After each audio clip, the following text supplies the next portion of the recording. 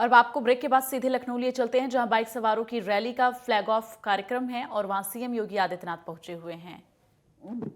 लोगों के जीवन को सरल और सहज बनाने के लिए अनवरत प्रयासरत रहने वाले एवं अपनी सकारात्मक और वृहत सोच से भारत के मानचित्र में उत्तर प्रदेश का मान बढ़ाने वाले यशस्वी परम आदरणीय श्रद्धेय पूजनीय माननीय मुख्यमंत्री महोदय जी को सादर नमन करते हुए मैं अनुरोध करना चाहूंगी, सादर आमंत्रित करना चाहूंगी कि अपने उद्बोधन से हम सभी को अनुग्रहित करें।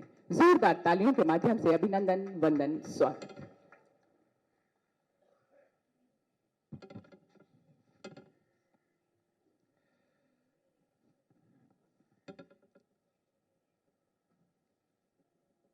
आजादी के अमृत महोत्सव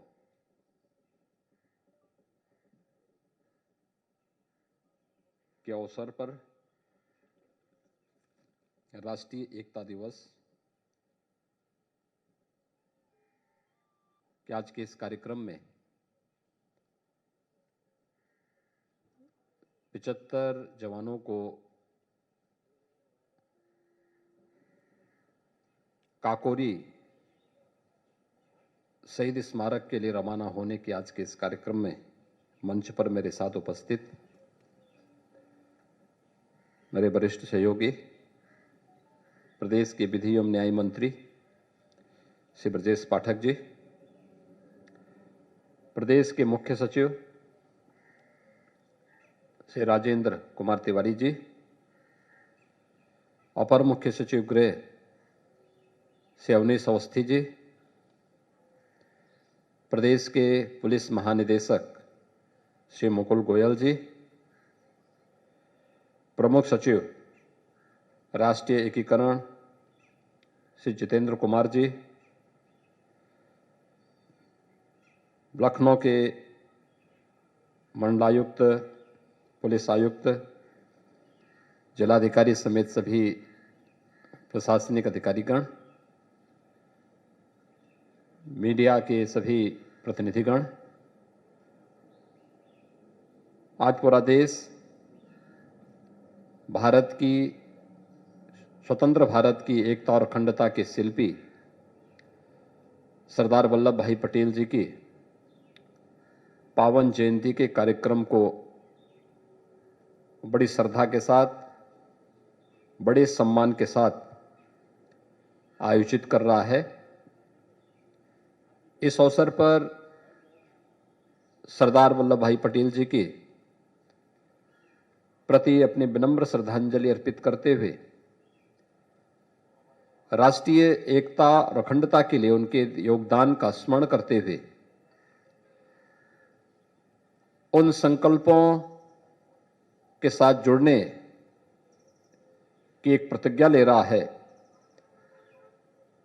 जो संकल्प भारत की एकता और अखंडता को सदैव अक्षुण्य बनाए रख सकते हैं। हम सब इस बात को जानते हैं कि सदियों की गुलामी की बेड़ियों को तोड़ते हुए जब देश 15 अगस्त 1947 को आजाद हुआ था, अनेक ऐसी रियासतें थीं जो भारत गणराज्य के साथ जुड़ने में कुछ आनाकानी कर रही थी, या ब्रिटिशर की जो कुटिल नीति थी, या बहुत सारे ऐसे तत्व थे जो नहीं चाहते थे कि भारत एक भारत बने। भारत को कमजोर करने के लिए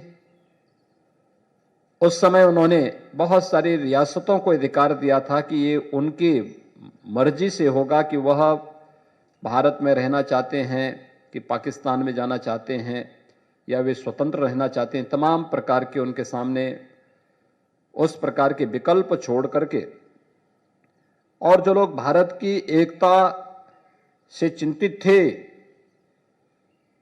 उन तत्वों की कुत्सित साजिश भी उस समय हिलोरे मार रही थी।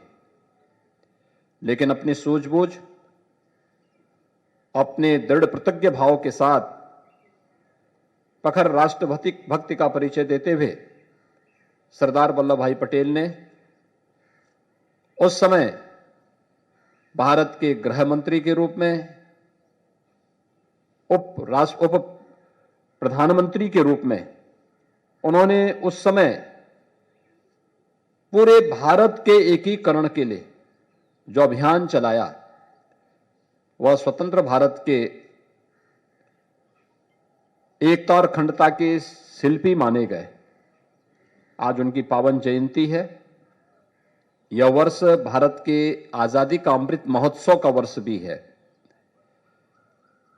यह वर्ष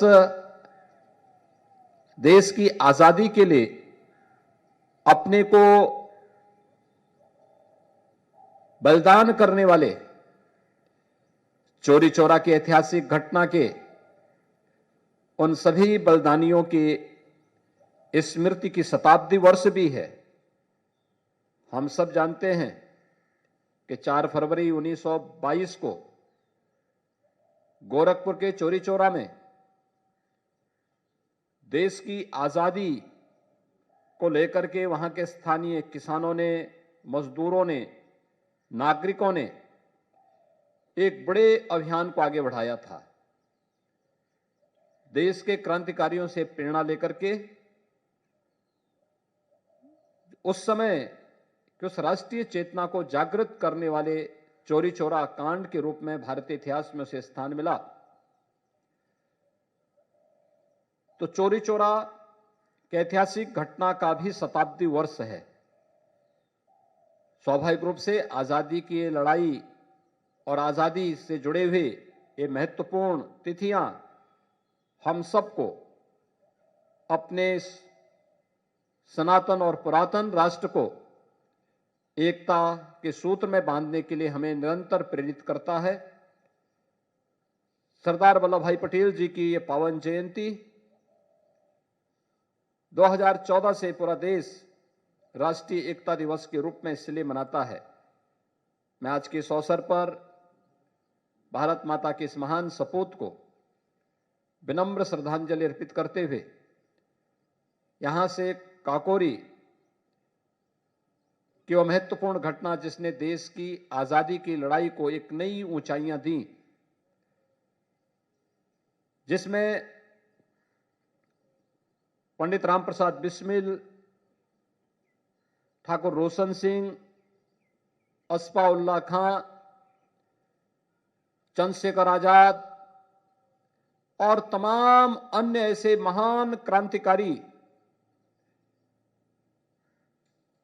पूरी दृढ़ प्रतिज्ञ भाव के साथ ब्रिटिशर से मोर्चा लेते हुए उन्होंने काकोरी नामक स्थान पर जिस एक्शन को लिया था वह लखनऊ में, प्रदेश की राजधानी लखनऊ में है।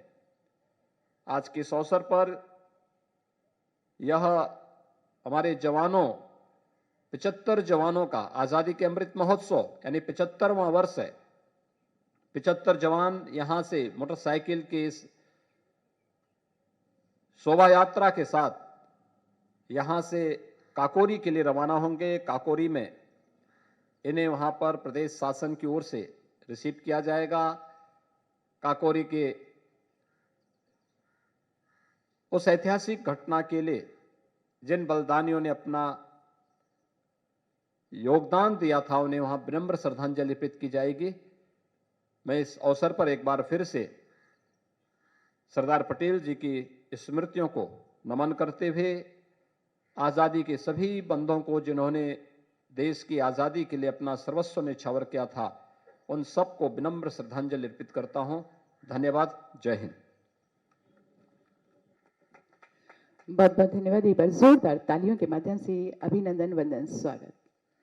परम आदरणीय श्रद्धेय यशस्वी माननीय मुख्यमंत्री महोदय जी अपने आशीर्वचन, अपने उद्बोधन से हम सभी को अंकित कर रहे थे। अब वो पल, वो क्षण जिसका आज की सुबह के सूरज की पहली किरण के साथ पहली प्रस्तुति, पहली चरण आगाज होने जा रहा है और जिसके लिए सम्मानित शब्दों के साथ मैं सादर आमंत्रित करना चाहूंगी परम आदरणीय यशस्वी माननीय मुख्यमंत्री महोदय जी को कि अपने कर कमलों से आज की इस राष्ट्रीय एकता दिवस के अवसर पर 75 मोटरसाइकिलों की इस रैली के हमारे सभी सम्मानित सवारों को यहाँ से फ्लैग ऑफ करके उनका शुभारंभ करें। और हमारे ये सवार जो आपके समक्ष हैं अपनी 75 मोटरसाइकिलों पर, इनमें हैं पुलिस के सम्मानित सवार और साथ ही साथ नागरिक सुरक्षा के सम्मानित सवार। एक बार जोरदार तालियों के माध्यम से आइए इनका हम हौसला अफजाई करते हैं अपने पूरे परिधान के साथ, पूरी व्यवस्था के साथ। और ये रैली जिसका कि समापन शहीद स्मारक काकोरी पर होगा, वहां पर जाके ये संपन्न होगी। इन्हें पूरी तरह से इनका आदर स्वागत सत्कार किया जाएगा। ये थे हमारे पुलिस के और नागरिक सुरक्षा के 75 सवार रैली मोटरसाइकिल की, जिसका शुभारंभ परम आदरणीय श्रद्धेय यशस्वी माननीय मुख्यमंत्री महोदय जी ने फ्लैग ऑफ करके कहा।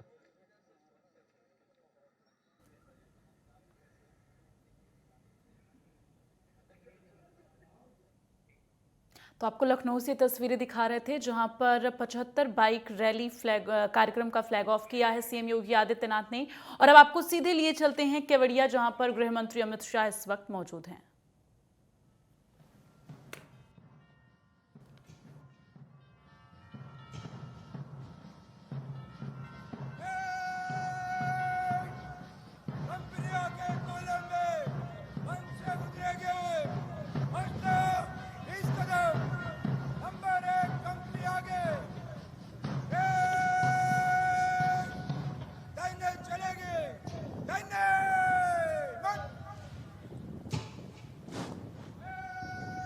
और अब पूज्य सरदार की अप्रतिम प्रतिमा के चरणों के समीप मां भारती के जाबाज सिपाही देश के प्रति अपने जुनून, शौर्य और अनुशासन से देश के प्रति अपना राष्ट्रभाव प्रदर्शित करेंगे। इस परेड के जरिए अखंड भारत का संदेश देती ये परेड अब मंच की ओर अग्रसर होगी।